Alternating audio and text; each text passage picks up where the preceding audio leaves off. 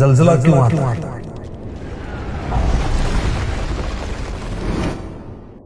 اس کی اصل وجہ تو انسانوں کے گناہ ہیں۔ اللہ پاک نے تمام زمین کو محیط ایک پہاڑ پیدا کیا ہے۔ اس پہاڑ کا نام ہے کوہ کاف۔ کوہ کاف یہ بہت بڑا پہاڑ، اتنا بڑا ہے کہ اس کی جڑوں کے ریشے ساری زمین کو گھیرے ہوئے، لہٰذا اس کو کھڑا رہنے کے لیے جگہ بھی بہت بڑی درکار۔ اس کے ریشے اللہ کے حکم سے ساری زمین میں پھیلے ہوئے، کہیں اوپر ظاہر ہے، جیسے برگد کے درخت کی جڑیں کہیں کہیں زمین کے اوپر بھی ابھری ہوتی ہیں، اور جہاں جہاں کوہ کاف کے ریشے ابھرے ہوئے وہاں پہاڑ کھڑے ہو گئے، کہیں کہیں زمین کی سطح پر آ کر وہ رک گئے تو اب یہ پتھریلی زمین بن گئی، اور کہیں یہ کوہ کاف کے ریشے زمین کے اوپر تو کہیں زمین کے نیچے سمندر کے اندر بھی موجود ہیں۔ اور یاد رکھیے سمندر میں بھی زلزلہ آ سکتا ہے، ہم نے پہلے نہیں سنا تھا مگر سونامی سنا، سمندری زلزلہ جو کہ 26 دسمبر 2004 کو آیا انڈونیشیا کے صوبے آچے اور اس کا دارالحکومت باندا آچے۔ جہاں جہاں کوہ کاف کے ریشے ہوتے ہیں اس کی اوپری زمین بہت نرم ہوتی ہے، جس جگہ زلزلہ بھیجنے کا اللہ پاک ارادہ فرماتا ہے تو کوہ کاف کو حکم دیتا ہے کہ وہ اپنے وہاں کے ریشے کو جنبش دے، ہلائے۔ صرف وہی زلزلہ آئے گا جس جگہ کے ریشے کو حرکت دی گئی، اور جہاں ہلکے زلزلے کا حکم ہوگا وہاں ریشے کو ہلکا سا ہلاتا ہے، اور جہاں حکم ہوتا ہے کہ شدید جھٹکا دے تو وہاں کوہ کاف بہت زور سے اللہ کے حکم سے اپنا ریشہ ہلاتا ہے۔ بعض جگہ ہلکا سا جھٹکا آتا ہے، ختم ہو جاتا ہے، کئی زوردار، کئی مکانات ہلتے ہیں، کئی کھڑکیاں کانچ وغیرہ بھی ٹوٹ جاتے ہیں، اور کہیں معاذ اللہ زمین پھٹ جاتی ہے، پانی نکل آتا ہے، کہیں اللہ کی پناہ شعلے نکلتے ہیں، چیخوں کی آوازیں بلند ہوتی ہیں، کہیں دھواں نکلتا ہے، اللہ کی پناہ۔ تو زلزلے کیوں آتے ہیں میں آپ کو قرآن پاک کی آیت بھی سناتا ہوں۔ ظہر الفساد فی البر والبحر بما کسبت ایدی الناس لیذیقہم بعض الذی عملوا لعلہم یرجعون۔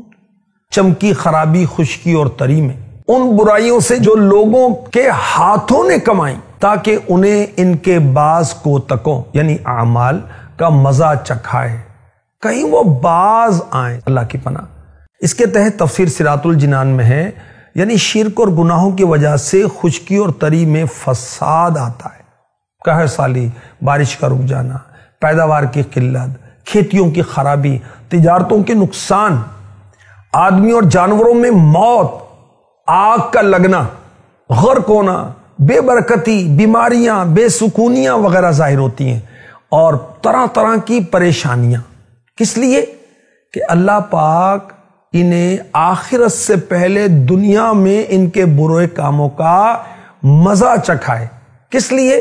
تاکہ کفر سے باز آئیں، گناہوں سے باز آئیں اور توبہ کریں۔